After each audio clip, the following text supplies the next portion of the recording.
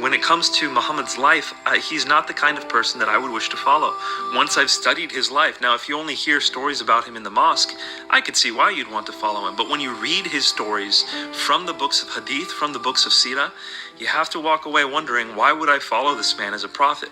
Some people say that his character is one of prophets. I don't see that.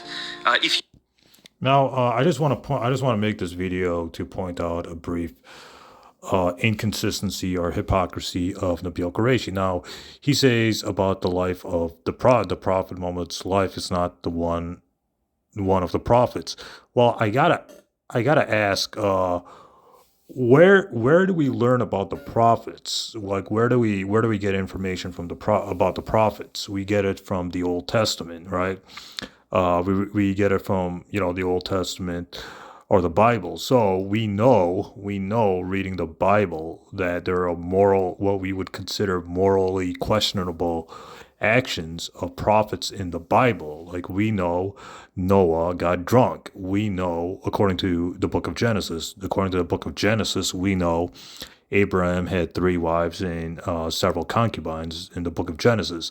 We know that Moses fought wars. We know Moses killed an innocent man and ran away to avoid prosecution or justice. We know Moses attacked, Midians and, Canaanites and other people, sometimes offensively, not for defensive war, but for offensive warfare. We know that the Mosaic law allows, having sex with slave girls, allows polygamy.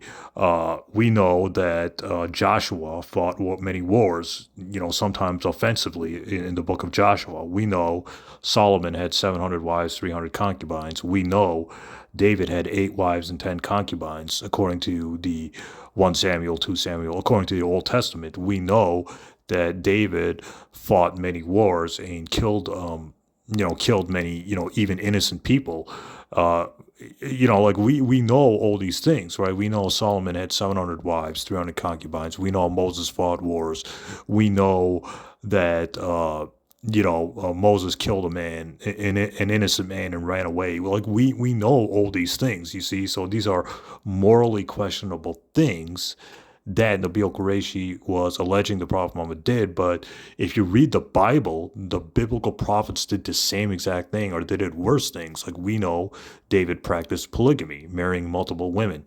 We know Solomon did the same thing too. We know Abraham, who's supposed to be God's friend, had at least 3 wives and many concubines, according to the book of Genesis.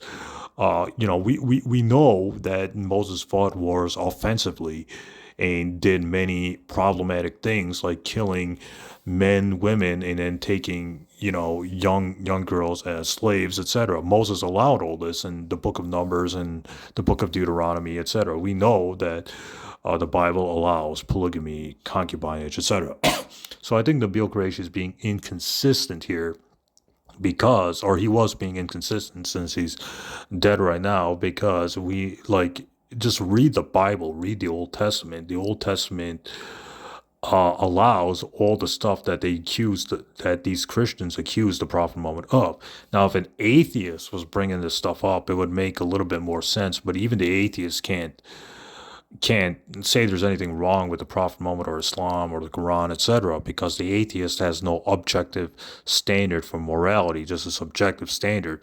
So if an atheist is saying there's something immoral or problematic or bad in Islam, well, they got or the Bible or the Old Testament or whatever, or Christianity or whatever, the atheist has no objective standard for morality.